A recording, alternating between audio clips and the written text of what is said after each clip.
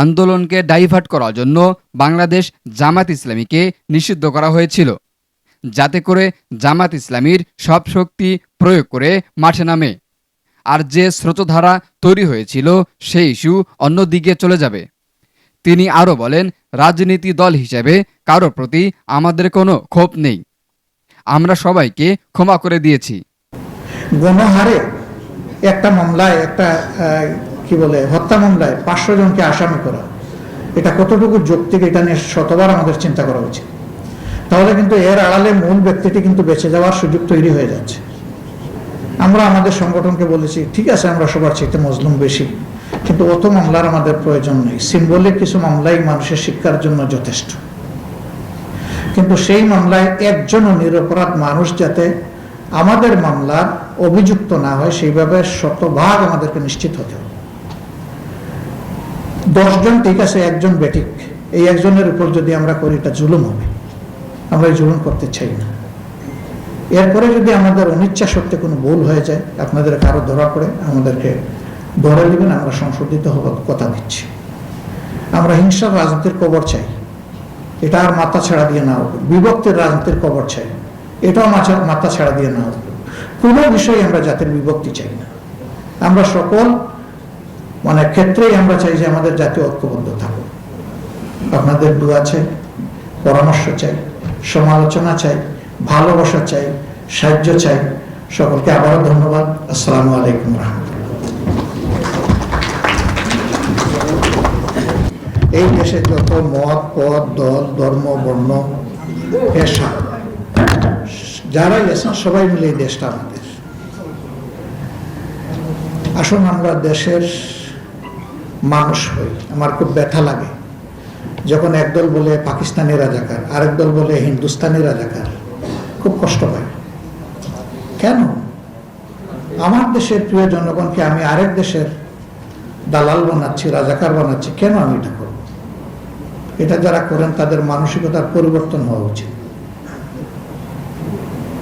যে জাতি নিজের নাগরিকের স্বীকৃতি দেয় না, সেই জাতি বিশ্বের দরবারে সম্মান পাবে কিভাবে?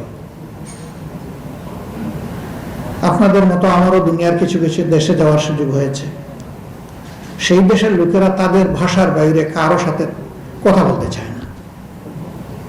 ইন্টারন্যাশনাল ল্যাঙ্গুয়েজ যে 2-1টা আছে সেই ভাষা জানে কিন্তু বলে না। তারা তাদের জাতীয়তাবোধে এতটাই দৃঢ়, এবং আমরা দেখি যে তাদের জাতীয় জীবনে যখন কোনো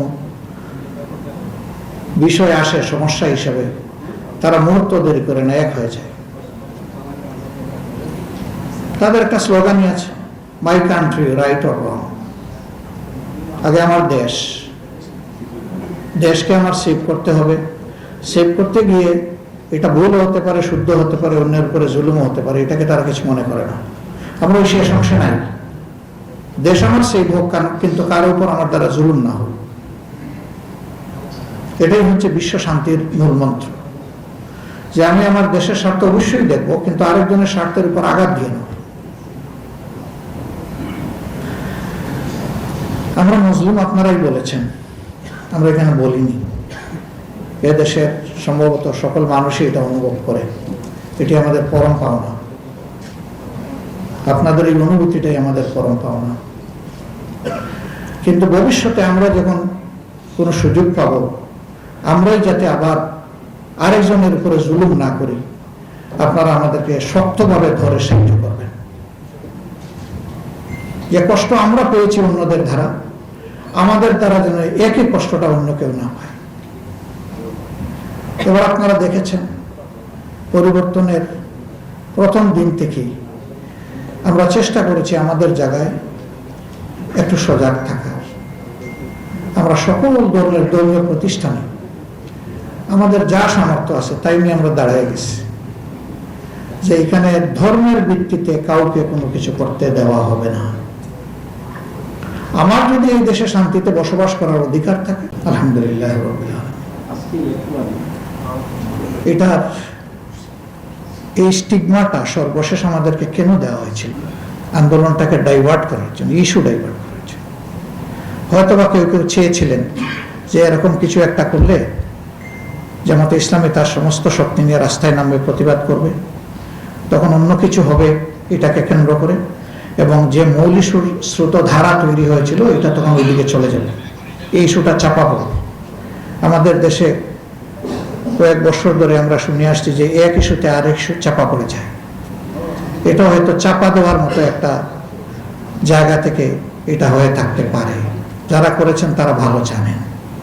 আপনাদেরকে সাক্ষী রেখে বলছি যে রাজনৈতিক দল হিসাবে কারো প্রতি আমাদের কোনো ক্ষোভ নেই, আমরা সবাইকে ক্ষমা করে দিলাম।